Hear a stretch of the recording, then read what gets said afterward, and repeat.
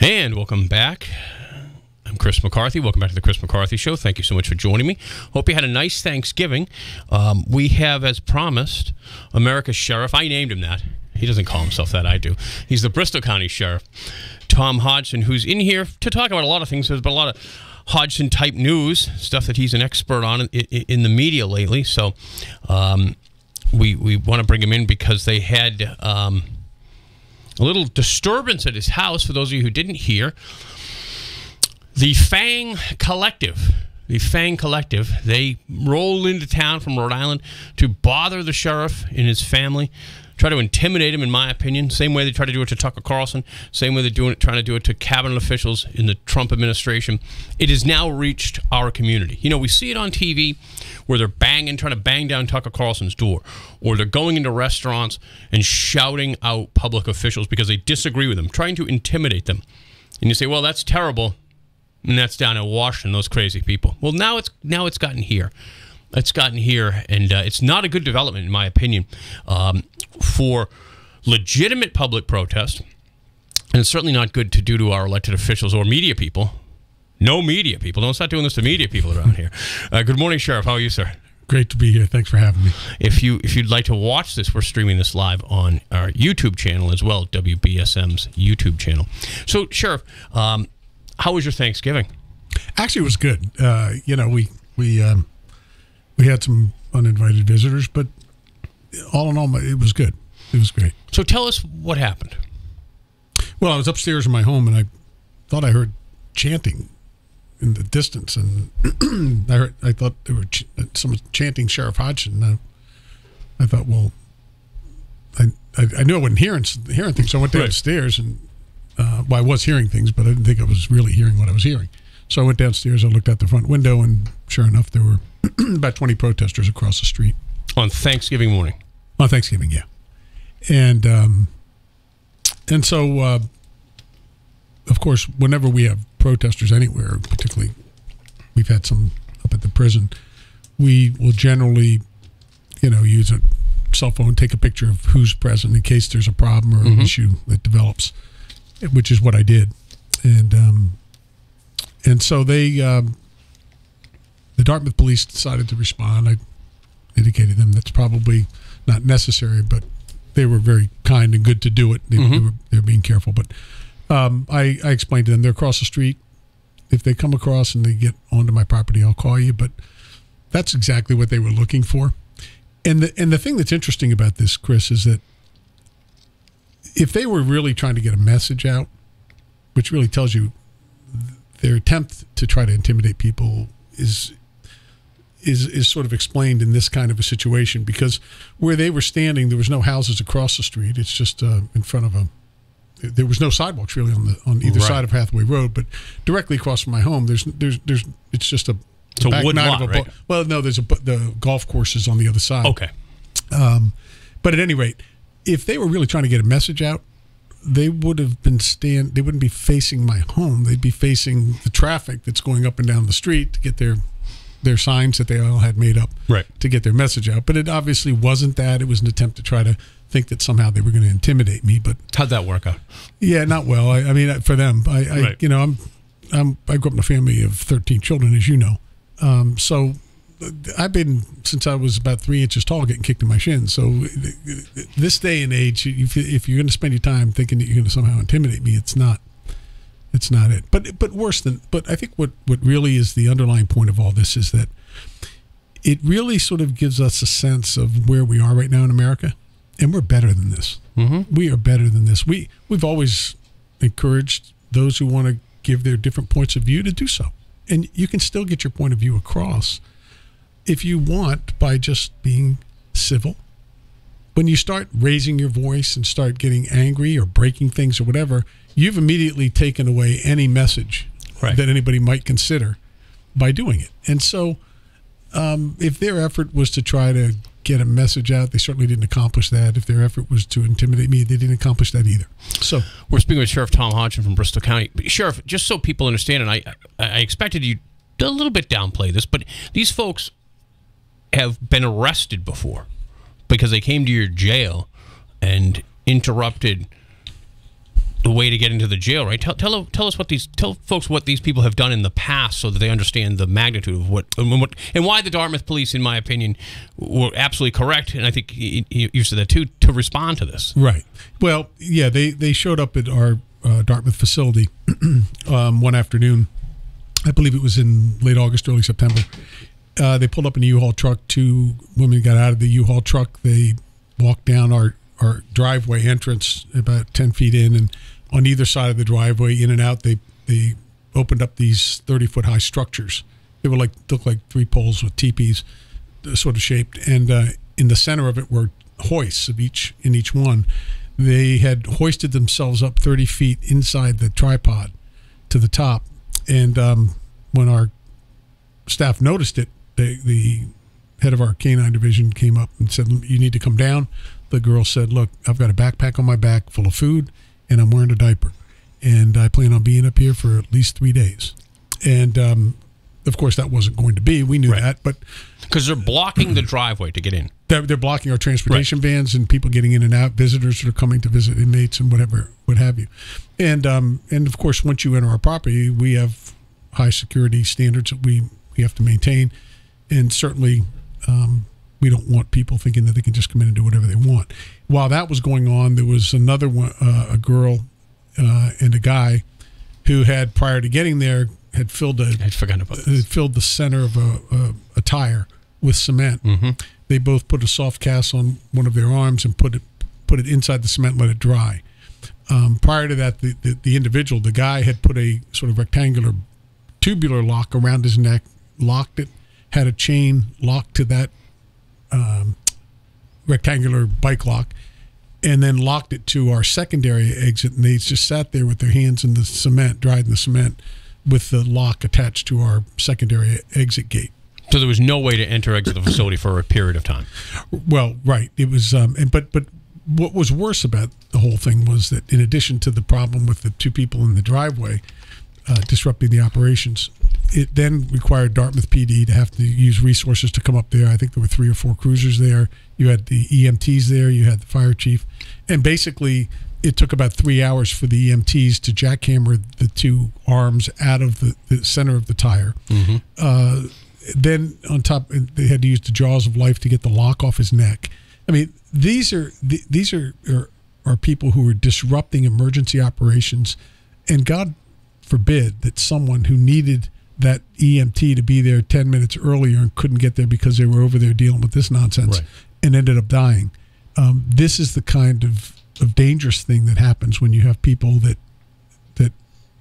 become so self-righteous in what they believe is right, mm-hmm, and they'll do anything, including violate the law, just to make their point and think that it's okay. And just to try to get some of your, in my opinion, they're just trying to get some of your attention to the spotlight. Sure. It's on you because you're a national figure, a leader on trying to solve the problem of illegal immigration and the crime that's associated with it. And so they come up from Rhode Island. Yeah. And you know what's really interesting, too? One of the big points they were trying to make is somehow suggesting that I separate families.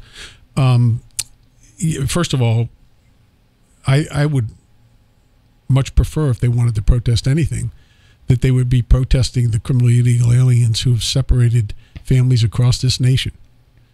Almost every single day, someone in this country is killed by a criminally illegal alien. And so those families, you want to talk about separation? That's permanent separation. Look at Matt Denise, for instance. Matthew Denise, Maureen Laguerre's brother out of Milford. We had 3 die in Milford in 2 years at the hands of criminally illegal aliens. That's just Milford, which is a relatively small town. But you want to protest something. How about protesting those kinds of things? That it's not okay for people to, whether you're coming in here illegally or you're doing something else in the community and you're an American citizen violating the law, protest that when you're harming innocent people. Right. And the other part is that, and I talked to someone who is not a fan of yours, a very liberal Democrat, happens to be a defense attorney. I don't know if that's always the same group, and he said to me, he thought it was ridiculous because if he had to get in there that day to visit a client, for instance, sure, he wouldn't have been able to. So his client would have been sitting in prison who's got nothing to do with any of this. Probably never heard of the FANG Collective. Probably has no interest in these policy. May even agree on the illegal immigration policy if they're an American. Wouldn't be able to see his attorney that day, and just how frustrating that can be, and then how that reverberates back on the inmate, and then it may make act out Correct. You know, and now someone who's in there for a relatively minor period of time could end up having their sentence extended because of frustration, and it's really not good. No, and it could cause a disturbance, which could end up hurting other inmates, officers. Anything can happen. You know, but in this country, I think we're defined by these moments at lower points in our history where we either choose to stand up as American citizens and say this isn't okay, and denounce it. You can still have your opposing points of view, but denounce the things we know are out and out wrong, that are direct violations of law, and encourage civility. Talk about civility, civil discourse. Talk about it, and it's like anything else. I mean, it's not probably the best analogy, but if you think about the anti-smoking campaign today, when you walk outside and you see someone smoking, you notice it where before you didn't. Right. Suddenly people started to think differently, and we have that opportunity to do that as Americans, still reserving our right for those who want to smoke. Go for it. Right. But we also, unless they're in your jail. Yeah, well, that doesn't happen there. But the point is that we can, as a society, move this country to a better place if we so choose, and denounce people who do these kind of reckless things that create dangerous situations. And that's the thing that I think all of us need to be concerned about when you have groups like this who are, you know, doing these outrageous things. When you start to get sort of a mob setting or big groups, that can quickly turn into a mob mentality. And that's where people get hurt. It only takes one. Right. I mean, what I see in this country right now, and I hope it doesn't go there, but it looks a lot like the 70s, when now people who got frustrated with the system started setting off bombs. Yeah. The Weather Underground, the Liberation Armies, all these different wackos. Some of them around to this day, actually. And I fear that we may be moving in, because it only takes a handful of people to cause a whole lot of problems. Right. Right? That's right. And some of these people who start to do things that they're doing at your home, at your jail, at Tucker Carlson's house, that may not be enough for some of those people. Right. And you know, and they're very, for example, at Tucker Carlson's house, now my understanding is they painted an A on his driveway. Spray painted an A for Antifa or what have you. Yep. As far as I'm concerned, and I haven't read anything that anybody's been arrested for that, but I sure as hell hope they are. Because when you don't enforce and hold those people accountable for committing these crimes, it opens up the door for others to think, well, it's okay for me to do it at somebody else's house. But what's going to happen is someone's going to come out of one of those homes at some point who maybe isn't as reasonable or rational, and somebody's going to die. Right. No, look, they were trying to break his door down. Right. Yeah, at his house, and his wife was there alone. Heroes that they are, right? Tough guys. They know he's at work because you can see him on TV. So they went to his house when maybe he wasn't going to be home, but he certainly wasn't going to be home. But there's his wife. You can imagine someone's trying to smash your door down at your house, and now they defend themselves. And now, and think about this. You know, why would we expect, unless you hold them accountable? Why would we expect them to obey the no trespass laws in a community when they're encouraging no trespassing, that people violate no trespass laws into our nation? Right. These are people who are defiant to the law. There's a process, and if you want the laws changed, then go to the people that can change them. Go down to Washington. You want to protest? You really want to make a difference, and you think it's wrong with the way the laws are? Then go down there and make Congress change. Right. But stop attacking your fellow neighbors and your people in your community because they happen to have a different point of view than you do. If you want something changed, follow the Constitution, follow the laws, and make sure that you do the appropriate thing. If it doesn't work out for you and Congress says, hey, too bad, we're not doing it, then you have another choice. Vote them out. right. Vote them out. Right. We have a lot of opportunities to make changes in this country. Yeah, rally people to vote them out if you don't like it. But to go and attack your fellow citizens and neighbors because they happen to have a different point of view does nothing to change anything. You got to go to the place where you can change it. We're speaking with Sheriff Tom Hodgson from Bristol County. We're going to shift into. I want to find out what his opinion is of what's going on, the chaos on the border. But we have to take a very quick break here. If you'd like to give us a call, you can at 508-996-0500. The sheriff's always welcomes your phone calls, welcomes your questions. We'll be right back here on 1420 WBSM.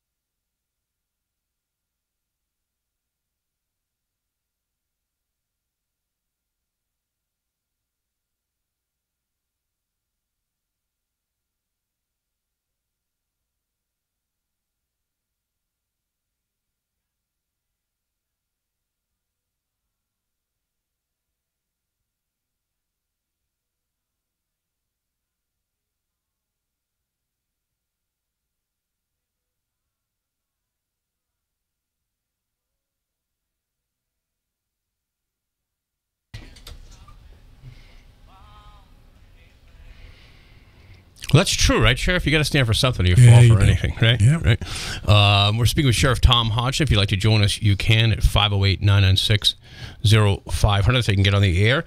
We've been talking about the immigration issue out at his house, where this Fang collective came in to try to intimidate him and disrupt his family. Very similar to what we've seen around the country. It's not going to work, but it's certainly not appreciated. Let's go to the phones. But if you have a question for the sheriff about anything, you're up for anything, right, Sheriff? Oh, yeah. Always. Good morning. Thanks for holding. You're live on WBSM. Hi, I'm Mary. Hi, Mary. Hey, I've been in that jail for 28 days for walking the railroad tracks, and the conditions are really horrible in there. And how specifically are they horrible, caller? Yeah, in the holding cell, they had 8 girls. Excuse me? They had 8 girls in that holding cell. The toilet was overflowing. And the guards had to bring me out because I wasn't, I'm a natural-born citizen here. And conditions were horrible. Well, well, I'm not. So I'm just saying that. So. Well, I'm not sure when you're talking about or what specifically. It's very difficult to know what. Yeah, the holding cells they got there for the immigrants. The conditions are really horrible. We don't have holding cells for immigrants. We have regular. We have. Yeah, they got the same cells, but they just stuck them all in one. Well, I'm not sure what you're referring to because we wouldn't put 8 in the cell. We don't have more than, depending which unit it is. If you're in special management, which means you have problems with regards to behavior, then you would be one, no more than 2 a unit. And as far as 8 in a holding cell, that doesn't even make sense. We don't have 8 in a cell, so I'm not sure what you're talking about. Ma'am, are you sure you're in the Bristol County House of Correction? Well, and plus they get no coffee, no salt. No coffee? No coffee, no salt. Yeah, no coffee. Well, you can buy. Salt's the cheapest thing in the world. You don't serve coffee? Thanks for the call, man. Yeah, well, you don't serve coffee? Was that? No, we don't. All right, wait a second. That was. I think we got to the crux of this problem. You're not giving them coffee, Sheriff? Yeah, we don't give fried foods. We don't give coffee. Our menus are based coffee. Based on a nutritional standard, and people can buy if they want to buy instant coffee in the commissary. They can, but when the taxpayers are paying for this, coffee is expensive. And it's not something that you need. I'm sorry to laugh, but the woman hung on a hole for 20 minutes to tell us that she didn't get coffee at the jail. I'm not even sure she was in your jail. Yeah, well, it sounds like your jail though, if no coffee. Yeah, there's no coffee in our jail unless you want to buy it at the commissary. And what about an espresso? Would the inmates get espresso? No, we wouldn't do that either, obviously. But no, it's a little biscotti, maybe with cappuccino. No, nothing. Yeah. So, this is well, awful, the thing is, honestly, and people have known this from day one. I've always believed if taxpayers are paying for the cost of operating the jails, and these are people, many of them have been victimized by people who are in jail, why should they have to cut back on their own expenses for themselves and their children to pay for the rising costs of prisons, and then people that are in prison expect that they're going to get everything that they're going to get on the outside. There's no need for them to have coffee. They can buy it if they want in the commissary if they have their own money.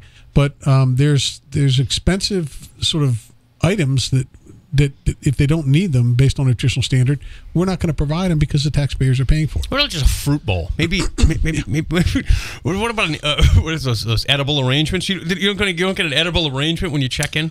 No, this is brutal, folks. We've uncovered something here. No coffee in the holding cell. Yeah. Well, people have their. Is there a wake up call? I mean, what is this, a hotel? People expecting. This is great. We didn't stage that either, folks. I wish I could take credit for it. That's a true thing. Sheriff does not serve coffee or espresso. What about Earl Grey tea? Is that an option? No, we don't. Sheriff, you came here to be serious. I know that, but it's funny to me, and I know you take it more serious than I do. But a person just waited to tell us that the sheriff doesn't serve a coffee in the holding cell. Yeah, anyway. I've always told people, and I remember telling an inmate once who was complaining that he felt that he should get more than 4 ounces of orange juice, and I said, "Well, meet your nutritional standard."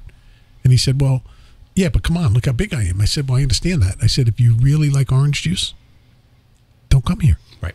Don't come here." And then he said, "Why can't we have pull-up bars in our cells?" And I said, "Listen, I can do that, and I'm happy to do it. Let me have the money so I can put it in." And he said, "What do you mean? I don't have money to do that." I said, "Okay, you can do push-ups, sit-ups, and whatever else to exercise. When you're out in the yard, you can, play basketball, do what you're doing out there, walk, whatever. A lot of them do walk around and whatever, the track. But the point is, I said to him, I said, listen, I have a choice.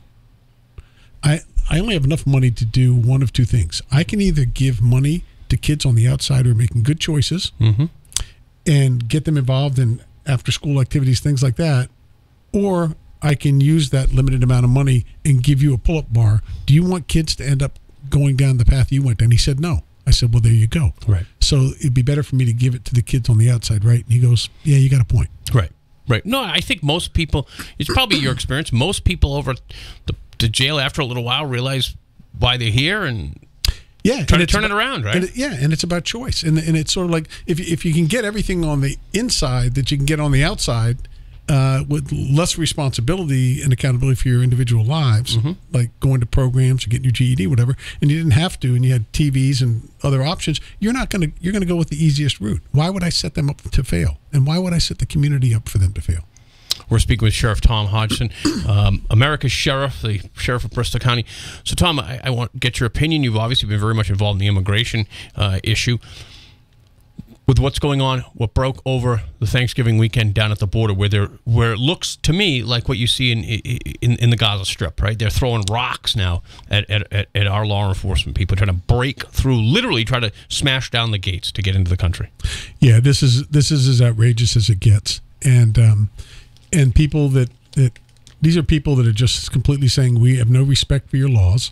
We want to come in, and I don't care what you say. We're going to do everything we can, even if it means create violence down here against people who are protecting our sovereignty and protecting the people of this country, that you're going to attack them if they don't let you do what you want to do when you want to do it. And that can't be okay. And we need to put our foot down. God bless President Trump for taking the stand and saying, if we have to do whatever we got to do, it is an invasion.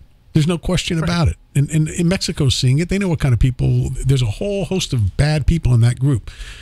And by the way, it's interesting because I just had a conversation with someone in Washington on Saturday about the whole idea that it would probably make sense to mobilize sheriffs across the country, because there is, under President Clinton, there was a order that was signed that gives the Attorney General authority to dispatch local law enforcement sheriffs across the country to assist Border Patrol by having them deputized down there. We know how to transport people. If somebody's getting through and they're going to be made a prisoner, rather than utilize the federal resources that aren't used to doing that every day, utilize the people that are, and let the federal resources be multiplied. So it's a force multiplier to do the other things they need to do and not be taken away from having to do care and custody and transports of prisoners to and from the whatever facilities are going to be held at. So we'll see how that plays out and what's going to happen. But there's one thing for sure. This is a time where all of America needs to say, listen, we are the most welcoming country in the world. We accept more immigrants than any other country in the world. Right. And we do it in a way that embraces them because they followed our rules and respected our laws. But if you think, just like if you think it's okay to go into my neighborhood or somebody else's neighborhood because you want to go in their backyard because they have a pool and they told you you can't, but you're saying, I don't really care what you think. I want to swim in your pool, and that's what I'm going to do. And climb that fence and expect that nobody's going to say anything or do anything to you. You got another thing coming. Right. This is America. Right. And you don't have a right to trample all over our laws and the very framework that protects our freedoms and our democracy and our republic. We're speaking with Sheriff Tom Hodgson. And the thing is, Sheriff, is these are the last people that we want coming into the country. People who say right up front, I mean, who are literally throwing rocks at our law enforcement. Right. If that's your first act, what does that tell you? Right. If that's your attitude about coming into America, a place where we embrace diversity, we embrace people coming in, we encourage people to come and take new opportunities that maybe they didn't have elsewhere, but doing it the right way. If that's your first act, we obviously don't want you. Right. No, it's very, very, very dangerous. And it's unfortunate because I think in the long run it will continue to have to stomp out the legitimate conversation about immigration reform. You've been fighting this for how long? I think the people at home need to know, how long have you worked on the immigration issue, and what did you learn when you first started getting involved in this immigration issue? Well, I started actually working on the immigration issue very early on when I became the sheriff in 1997. So you're looking at over 20 years. And I was working with Congress back then to try to get them to reform the immigration laws in a responsible way.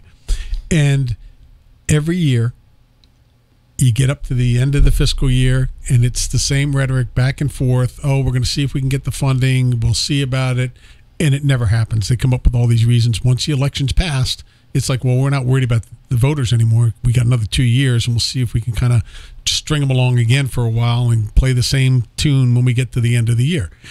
You know, and what that really translates into is thousands of people innocent Americans been killed, ripped away from their families by people who otherwise may not have had that opportunity to get in here because Congress did do what it was doing. But Congress is turning a blind eye to this and showing total indifference about a mother and a father not being able to have their son or daughter get married, have children, celebrate Christmases and holidays together, not because they did anything wrong,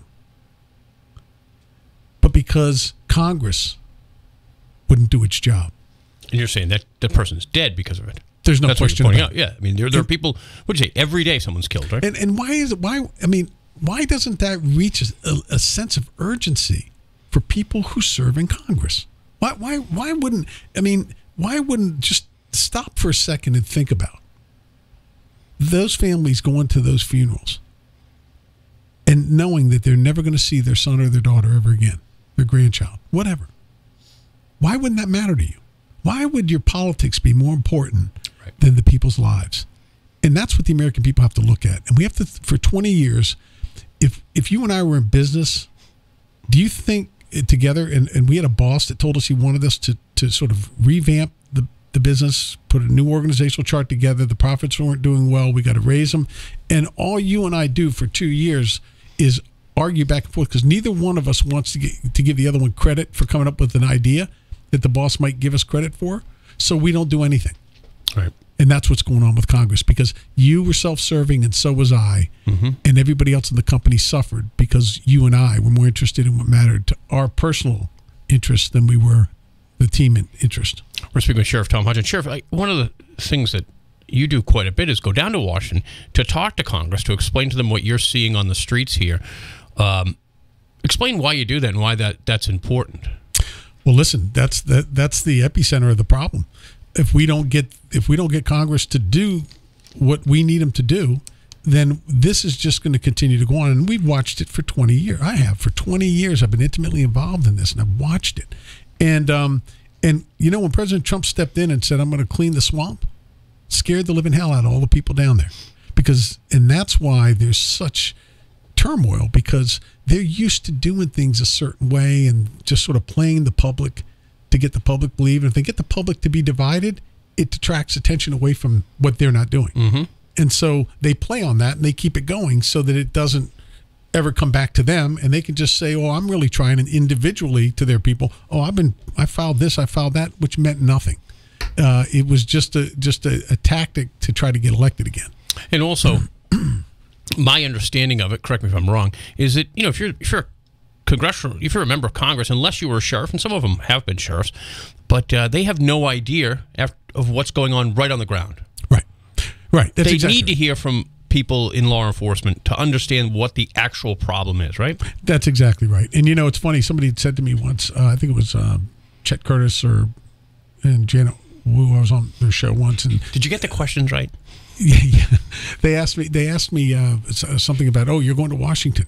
I said, no, I actually just got back from Washington. No, I mean, you're going to go work for the president. I said, no, actually, I'm not. Well, what if the president asked you? I said, I would respectfully tell him, I don't think that's the best idea. And the reason I don't is for what you just said, which is when you begin to take the people who are intimately involved in the communities and know the problems, who are dealing with the mayors, the selectmen, the people like that, and know what the issues are that the feds can help with, you take that conduit of information away because you brought that person, you disconnected them from the communities that they've been working in.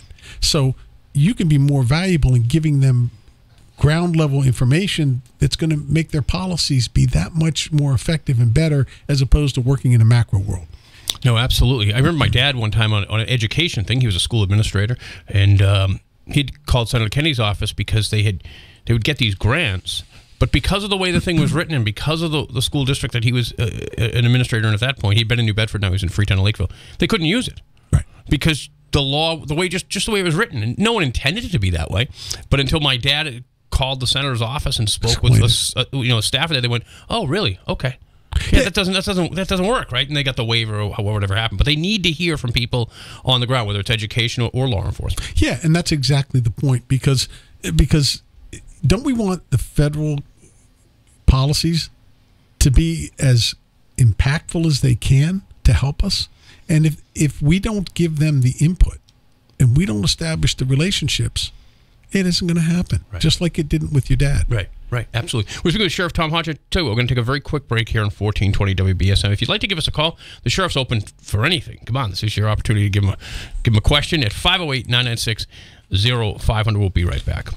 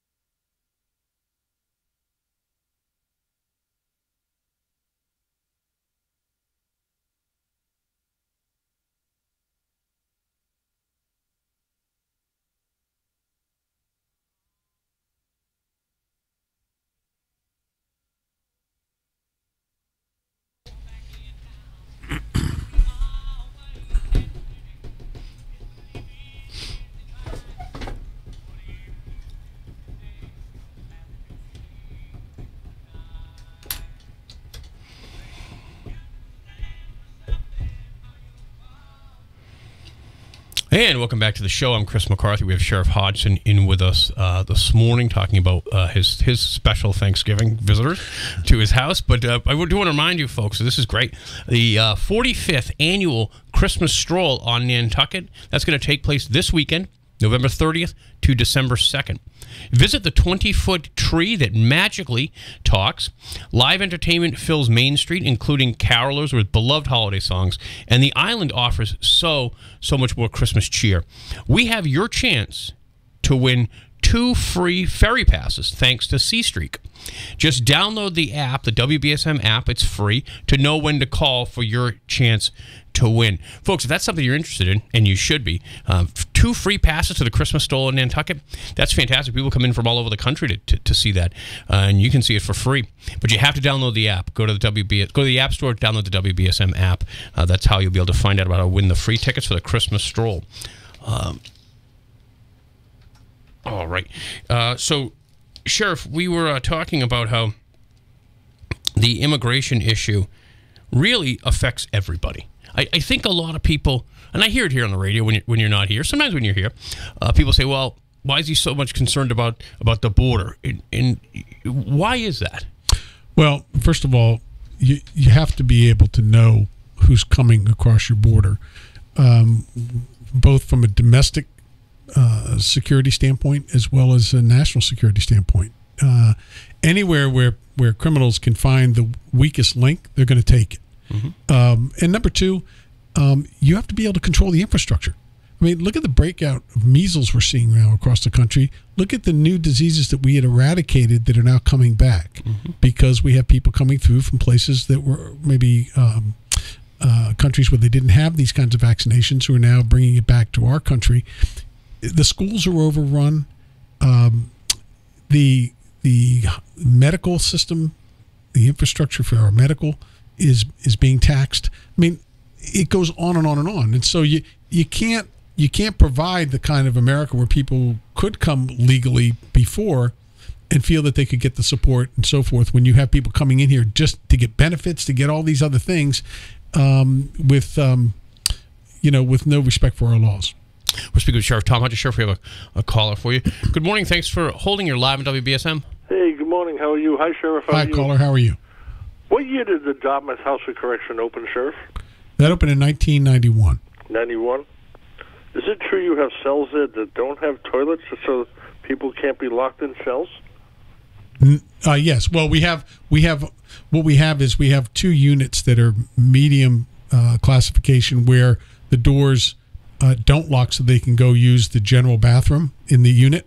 So it's sort of like a bank, like a typical bathroom you'd see, almost a public kind of bathroom where it has several. Like a college dorm instead of a incarceration. Exactly. Okay. Thank you very much. Thank you, caller. All right. So what you're saying is that they don't have toilets, but that's because you don't have one in your bedroom at your house because they can go to another room. Right. Now the higher security people have to have toilets in their cells, of course. And so as well down at Ash Street, they all have toilets in the cell. Mm-hmm. There are prisoners there that are awaiting trial. But interestingly enough, it's funny that the gentleman brought that up. We actually put electric locks on the 2 units that were medium security because we had many more higher level security and not enough higher security cells. And the officer could just simply, if somebody went to the door and said, I need to use the restroom, but hit the button. And it was for security purposes. Remember the Gagin case, right? Mm-hmm, sure. Where an inmate got into another inmate's cell. But anyway, we put all these on, and then I think it was Prison Legal Services or somebody sued us and said that the officers, catch this, have too much control over the inmates. So no coffee incarcerated too much. So the judge ruled that we had to take all the locks off the doors, and that we couldn't have that centralized system in those 2 units. Genius. Yeah. Does he take the locks off his house? Yeah. Right. Well. That's crazy. But that's what you're dealing with, right? Aren't you dealing with a lot of people who don't come from a corrections background who are trying to dictate how you run the facility? Yeah, and that's what's really dangerous. It's not just the Fang Collective. There's other people. Oh, there's no question. There's no question, and that's the dangerous part of it because that working inside a correctional facility is highly dangerous. There's a lot of unknowns every day that officers have to think about and be prepared for. And when people come in and start telling us, well, this person's not getting enough time to be in a group setting. For example, the new legislation requires us to take somebody, even if they're not solitary, we call special management, mm-hmm. because they're acting out. In their last 120 days, if they're in a special management setting, you still have to allow them to come out and do group meetings. Now, in order for us to protect the other inmates, we'd probably have to put that person in a fabricated sort of almost like a cage kind of chair that mm-hmm. we'd have to create so the person could sit in the setting. Now, if you were in a cage with about 6 other inmates in a group setting that were just sitting out on chairs, but you had to be in a cage because you were a threat to everybody else, how much are you going to be paying attention to what's being talked about in a meeting like that? Right? Zero. It makes no sense. But again, these are people that are making decisions that don't really talk to us. And it doesn't help the inmate readjust to society. No, it doesn't. And it's humiliating to the inmate. Of course. And, kids can be cruel. I imagine inmates can occasionally be cruel, absolutely. Too. Let's get another call in here. Good morning. Thanks for holding your live on WBSM. Hi. Hi. Johnny Winnow here. Christopher, is it okay if I call again? Yeah, just make it quick, Johnny. All right. So I'll make it real quick. Mr. Sheriff, I have a question, and I get it with the immigration. I'm not for people just walking over the borders and coming into this country. If you want to come here the right way, that's fine. But I have a question on the other side, which I think is a big problem in immigration, is what brings a lot of these people here. Now, I know crime brings some of the criminals here. There are also a lot of people that walk into this country illegally and to get jobs. Mm-hmm. And there are plenty of businesses that give them these jobs, that offer them jobs. Why can't we, or why can't you, I guess I should say, since I have you on the air, as a law enforcement officer, why can't you walk into places like the fish houses and stuff like that, cranberry bogs, and ask for American citizenship from some of these people. We know that people are going into these places by the thousands and getting employment. And to me, if they didn't have that ticket offered to them, they wouldn't be coming into this country. That's a very thanks for the question. We'll take it off the air. That's a very fair. It's a very fair point that the caller is making, and in fact, it is one of the things we've been pushing. E-Verify. The Congress needs to force all businesses in the country. This is part of the thing that they keep dragging their feet on and have been for years. E-Verify has been debated and talked about forever in Congress, where people in business have to submit under the law. Confirming that these people are legitimately in the country in their businesses. It's what E-Verify is all about. And the president's been trying to get this President Trump has for quite some time. And it's been being kicked around Congress for years now. And there's no reason why it shouldn't be in place. No, it's true that most illegal immigrants who are here are working because they have a job. Most of them aren't in MS-13. Most of them aren't selling drugs. They are working illegally. They are breaking our laws, but they're doing it because the jobs are here. Look at the factory in the South End all those years ago. Well, sure. And the other piece of this is that, and keep in mind, many of them are not being treated properly. It's almost like a sort of a sub-slave kind of a situation. But the other piece that we have to pay attention to as well is in these countries like Honduras, El Salvador, Guatemala, where there's a lot of corruption going on with the government. What's happening is because they're not developing the jobs, the best of the best that they have, people that have a work ethic, are coming here.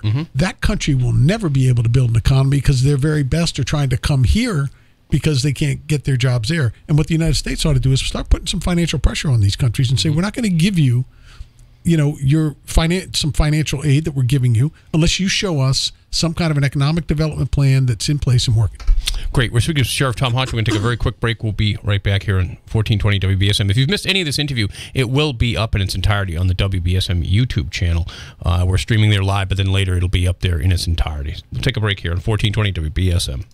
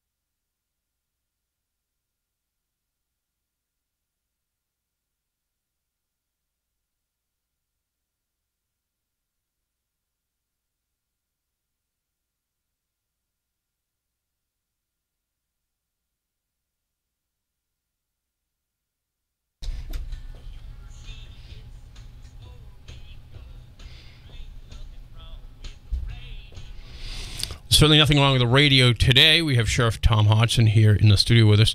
Sheriff, so in the remaining few minutes that we have left, the effect of the Fang Collective invading your Thanksgiving on your policy will be what?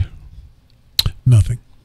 This is a movement we're seeing around the country, and it's really not picking up the kind of steam that they hoped it would. I had more people reacting, going, "Can't believe that these people are coming out there on Thanksgiving." Couldn't even, respect the day. They did it on purpose because of Thanksgiving. Yeah, well, of course. Yeah, of course, that was the whole point. And you know what? It maybe someone else may have been upset if it had happened to them and really gotten and would have had a right to be upset. To me, I've seen this before. I know that these kinds of things do little when they're meant to be intimidating or to disrupt, people's personal lives and their holidays or what have you. That does little to advance any kind of argument. And so you have to look at it for what it is. And in my mind, just because I've seen it so often, I recognize it. It's not effective. And so they're doing illegal protests down at the jail. But then you have the other groups out there, the more local people, although many of them don't live in Bristol County either, who are trying to make accusations against the jail that are totally false. Oh, of course. They've been saying our meals are, the calorie count is grossly under what it should be and all this. I've been doing this for 21 years. You think my meals got worse? Of course not. We have a nutritionist. It's all anti-Trump. The pro-activist movement. That's what it's about. And they try to hide it by bringing up these false narratives and use it as a reason to think they can try to intimidate people like myself, who frankly have a staff that are amongst the best in the nation when it comes to meeting the highest standards in the industry. So I only really get upset with the fact that they attempt to really demean the men and women who do a phenomenal job. And I would never trade for any in the country when it comes to running an operation like the Bristol County House of Correction. We've been speaking with Sheriff Tom Hodgson. So, Sheriff, I appreciate you coming in. And I think most people, I can't imagine there's anybody in my audience that supports what the Fang Collective did over there, even if they never would vote for you. People, it's a horrible way to treat public officials. And I think people need to, do unto others as you'd have them do unto you. Is this really where we want to go? It's not a good development. Yeah, and maybe I'll just be better prepared for the next holiday, maybe Christmas, and we'll have some silent night music out there or something that motivates them. Why don't they dress up? Maybe at Christmas time they can dress up like Christmas characters. At least be a little more cheery about their protest. Thanks for having me. Hey, thanks, sir. Have a great day. You too. Hey, folks, stick around. Barry Richards coming up next. Always a great program with him. And then, of course, Howie Carr after that, who broke his elbow in his hand, wrist this weekend. So maybe he'll be talking about that. All right, have a great day. I'll see you tomorrow.